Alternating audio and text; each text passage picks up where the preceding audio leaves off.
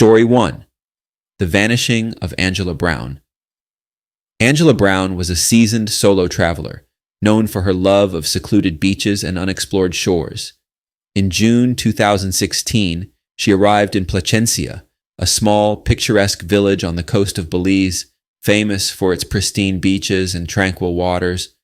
Angela had planned a week-long retreat to enjoy the solitude of the ocean, meditate, and photograph the sunrise. On her fourth day, Angela took a small boat out to an isolated beach called Red Reef. The beach was known for its beauty, but also for its remoteness.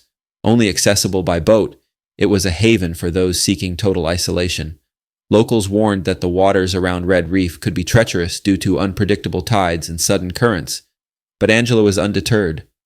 She set out early that morning, sending a message to her sister back home saying, "Off to paradise, be back by sunset." But Angela never returned.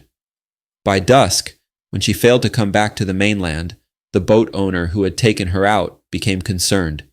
He reported her disappearance to the local authorities, and a search party was quickly organized. When the search team arrived at Red Reef, Angela's belongings were found scattered along the beach.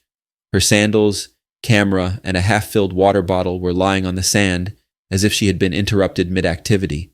Her towel was still draped over a rock, but there was no sign of Angela. The only footprints on the beach belonged to her, leading from the shore toward the water, then stopping abruptly at the edge of the surf. Divers were brought in to comb the surrounding waters, but they found nothing. No body, no sign of a struggle, nothing. It was as if Angela had been swallowed by the sea. What was even stranger was the footage from her camera. The last photo she took was eerie, a shot of the water with an indistinct shadowy figure in the background. The figure was too far away to make out any details, but it appeared to be standing in the surf, watching her.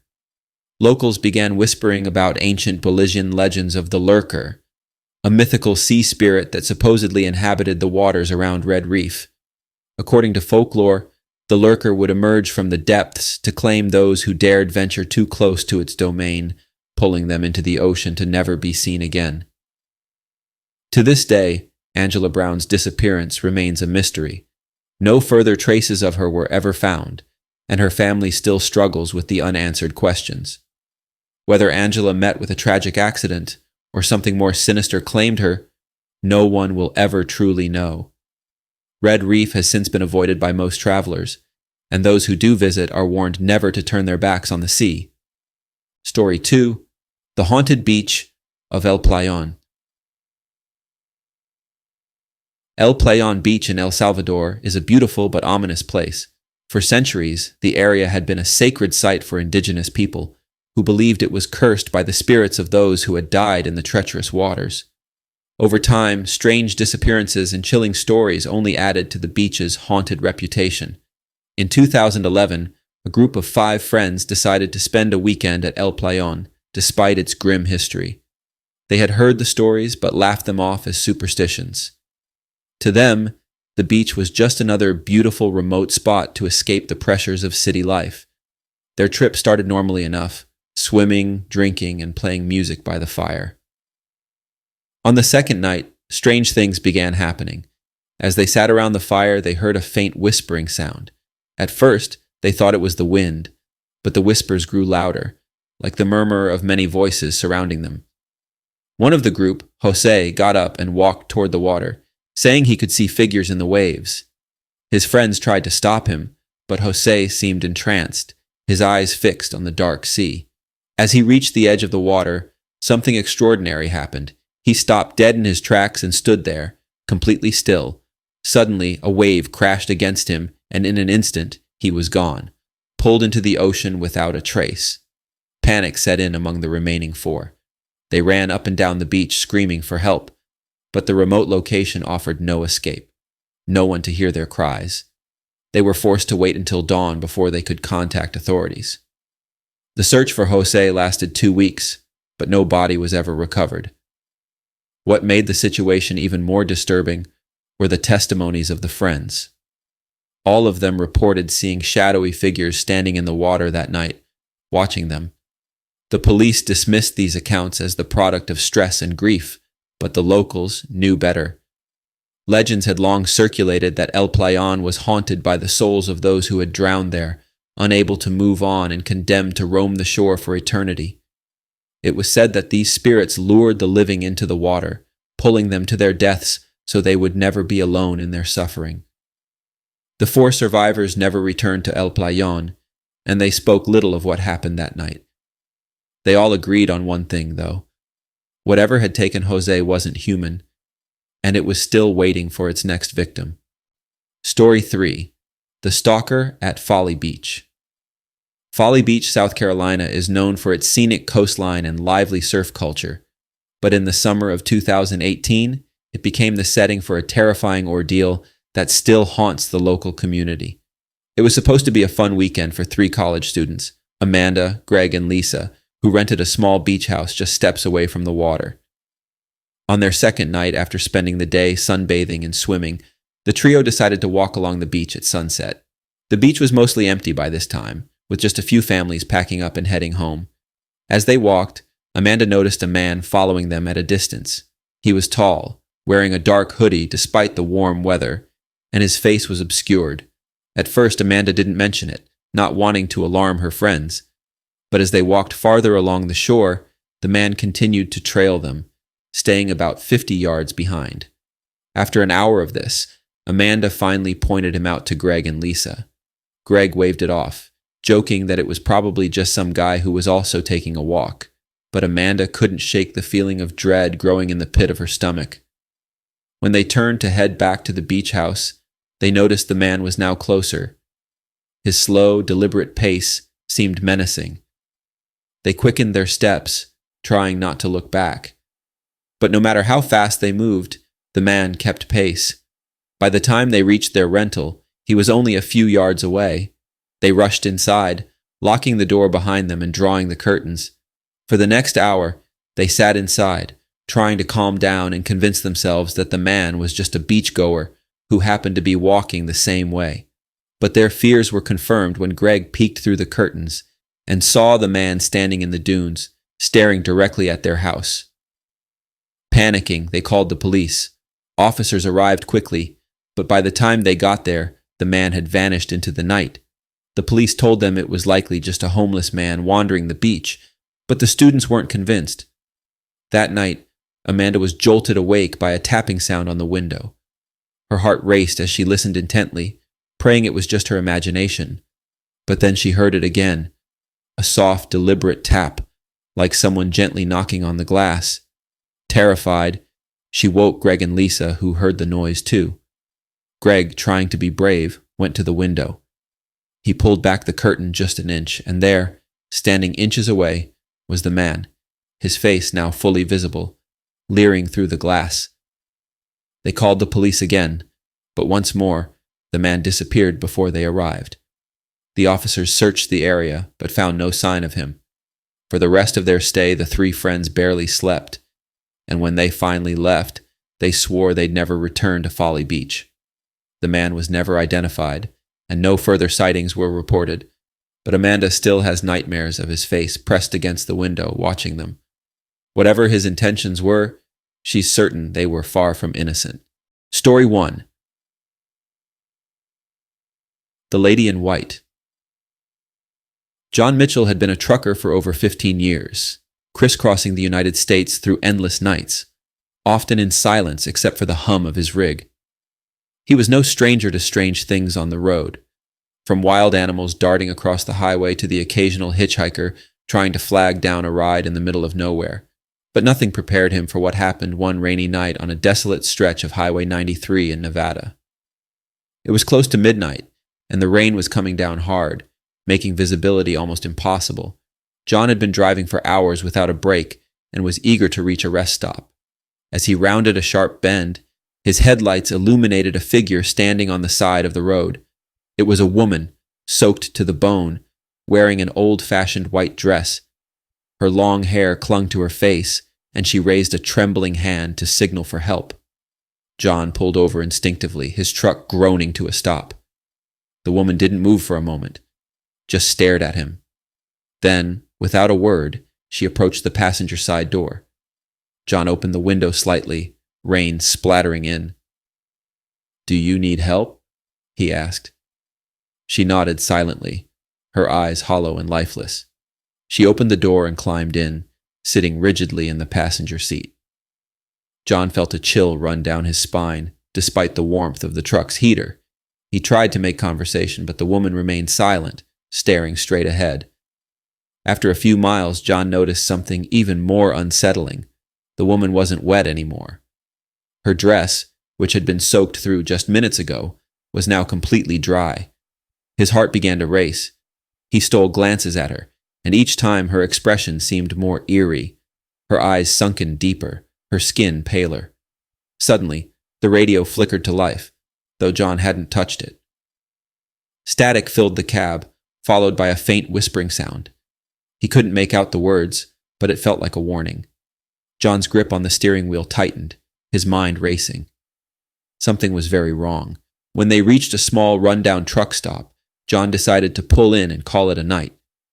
As he parked, he turned to tell the woman they had arrived, but she was gone. The passenger seat was empty, not a trace of her left behind. John's stomach turned as he frantically scanned the area outside, but she was nowhere to be found. The next morning, John mentioned the strange encounter to a fellow trucker at the diner. The man paled and looked at him with wide eyes. "That woman in white," the trucker said. "She's been haunting this highway for decades. She was killed in a crash back in the 70s. Drivers pick her up, but she never makes it to the next stop." John never drove that route at night again. Story 2. The Abandoned Rest Stop. Mark Henderson had been on the road for nearly 20 hours straight, and fatigue was hitting him hard. He desperately needed to find a place to rest for the night. Pulling up his map, he saw a rest stop just off a rural road in Pennsylvania. It wasn't an official truck stop, but it looked good enough for a few hours of sleep. When he arrived, the place looked deserted. The parking lot was cracked, with weeds growing through the asphalt, and the few streetlights that were still functioning cast a dim, flickering glow. It didn't matter to Mark.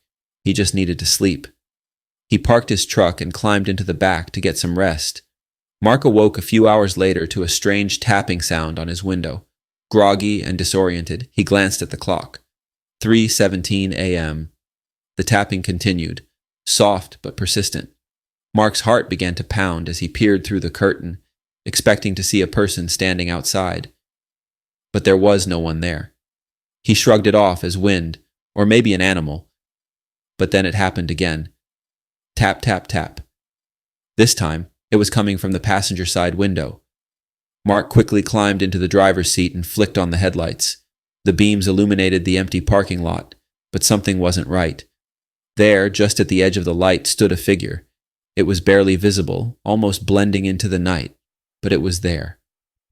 The shape of a man, tall and gaunt, wearing what appeared to be a suit. His face was impossible to make out in the darkness, but Mark could feel his eyes on him. Terrified, Mark started the truck and revved the engine, hoping the figure would disappear. But as he did, the tapping grew louder, more insistent. This time it was coming from the rear of the truck. Mark's stomach lurched as he realized whatever this thing was, it was circling him, trying to get inside. He threw the truck into gear and sped out of the rest stop, not daring to look back. As he merged onto the highway, the tapping stopped. Mark's hands were shaking as he drove through the night, praying to reach the next town without incident. A few days later, Mark shared his story with another trucker. The man listened carefully before telling him something that made Mark's blood run cold. That rest stop had been abandoned for years after a series of unexplained deaths. People who stopped there often reported seeing figures in the dark or hearing strange noises, but no one had ever been able to explain it. Mark vowed never to sleep at a deserted rest stop again. Story 3. The Hitchhiker's Revenge. Chris Shaw was a seasoned trucker who had seen it all, or so he thought. One summer night while driving through Texas, he spotted a young man standing on the shoulder of the highway, thumb out, clearly looking for a ride. Chris normally didn't pick up hitchhikers, but something about the guy's desperate expression made him slow down and pull over. The young man climbed in, thanking Chris profusely. He introduced himself as Tom and explained that his car had broken down miles back and that he needed to get to the next town. Chris figured it was a straightforward favor, and the kid seemed harmless enough. As they drove, Tom chatted away, but Chris noticed something odd. Every time he glanced at Tom, he looked different. His hair seemed longer, his clothes more tattered. Chris chalked it up to the dim light playing tricks on his mind. But the farther they drove, the stranger things got. Tom's voice began to change, growing deeper and more menacing. His previously clean-shaven face now sported a rough beard, and his eyes, once wide with innocence, seemed to darken with malice. Chris felt his pulse quicken. He was sure now that something was terribly wrong with his passenger. Finally, Tom turned to Chris and grinned, a grin that sent chills down his spine.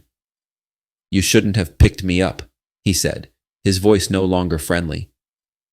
"I've been waiting a long time for a ride, too long."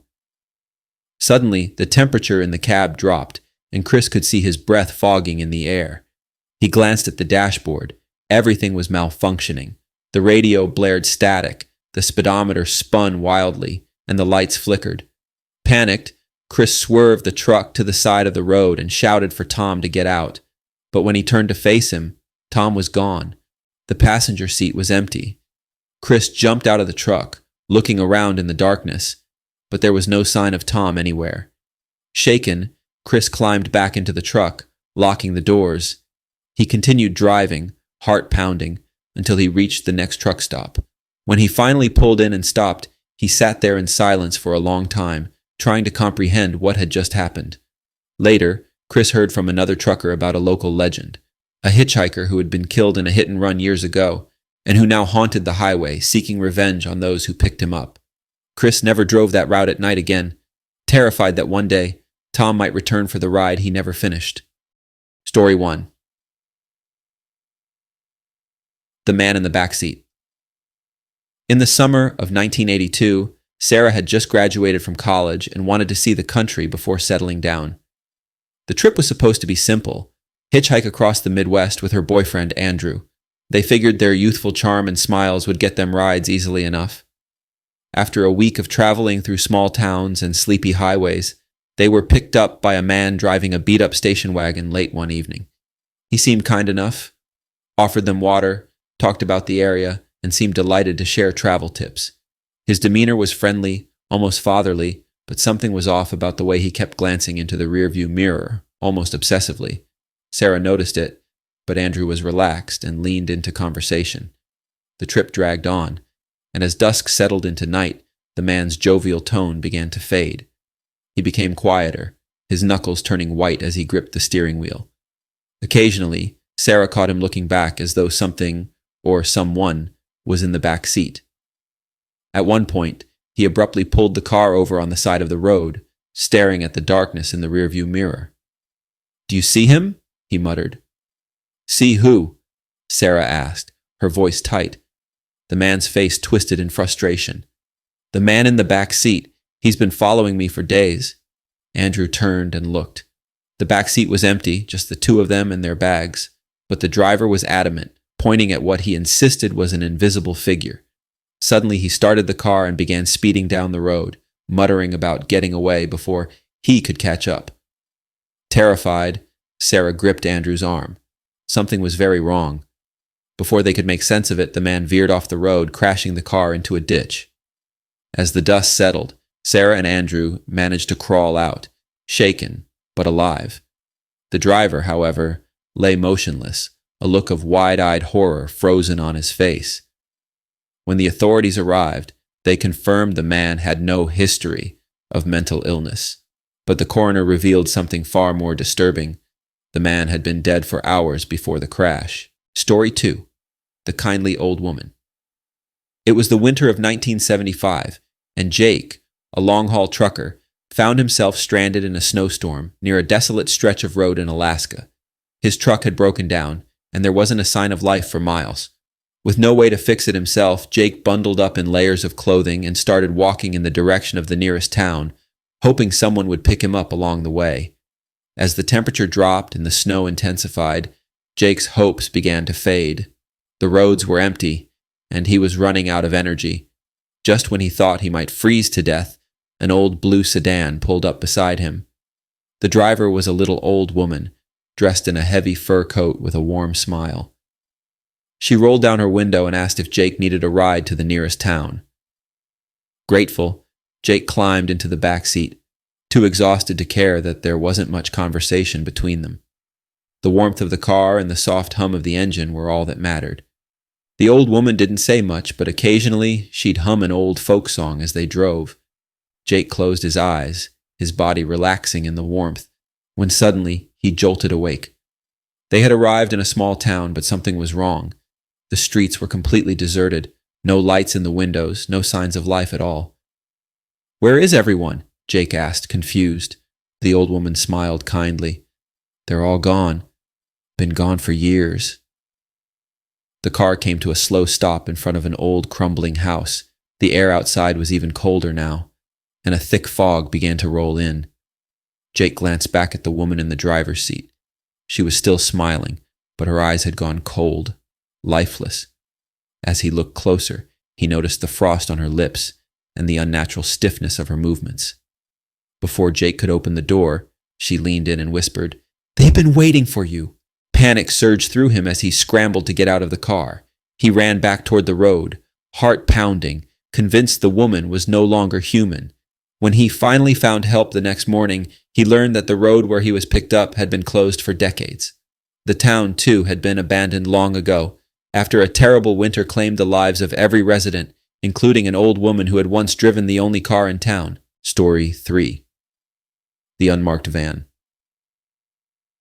It was 1993 when Donna was hitchhiking through California, having left behind a messy divorce and a dead-end job. She didn't have much, just a backpack and a few essentials, but she felt free for the first time in years.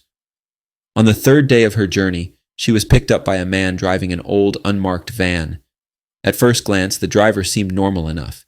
In his late 30s, well-dressed and chatty. He talked about his travels, his family, and even asked Donna about her plans. The conversation flowed easily, and Donna felt at ease. But as the miles passed, Donna noticed something odd about the van. The dashboard was bare, no radio, no personal items, and there were no windows in the back.